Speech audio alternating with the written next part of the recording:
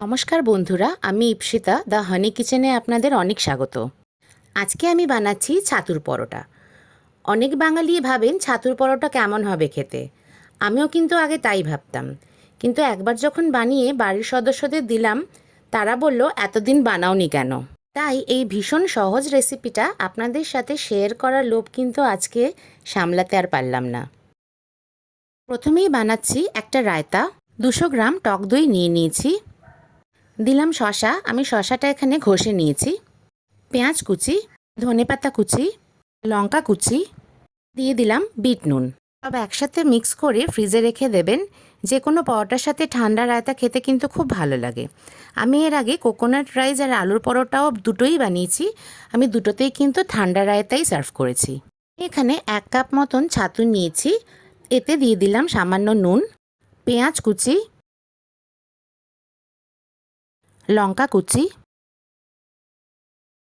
ধনেপাতা কুচি।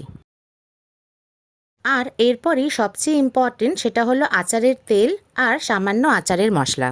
এখানে আমের আচার ইউজ করেছি। আলাদা করে কিন্তু কোনো তেল দেবেন না, আমের আচারের তেলটা দিয়েই কিন্তু এটা ভালো করে মিক্স করতে হবে। এখন একটা ছোট্ট টিপস বলে রাখি, যদি আগে থেকে আপনারা পুরটা বানিয়ে রাখেন, তবে জাস্ট রান্না করার আগে কিন্তু পেঁয়াজ অ্যাড করবেন, আগে থেকে পেঁয়াজ অ্যাড করবেন না।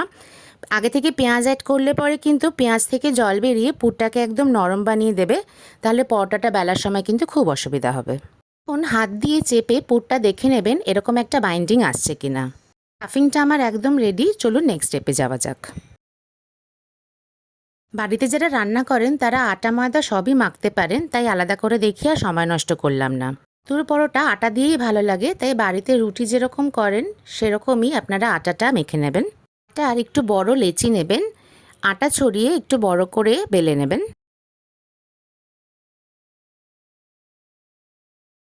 মাঝখানে দিয়ে চারদিকে বাটির মতন মুড়ে এটাকে কিন্তু বাটির শেপ করে নেবেন।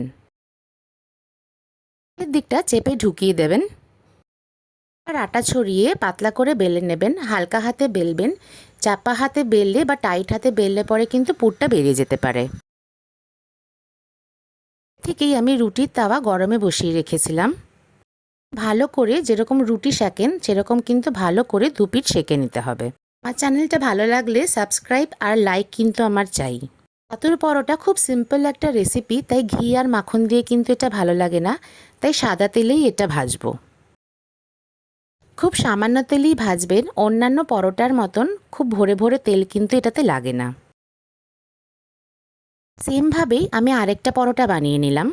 লঙ্কা, আচার আর রায়তার সাথে সার্ভ করবেন। বাড়িতে অবশ্যই ট্রাই করবেন, এটা খেতে কিন্তু খুব ভালো হয়।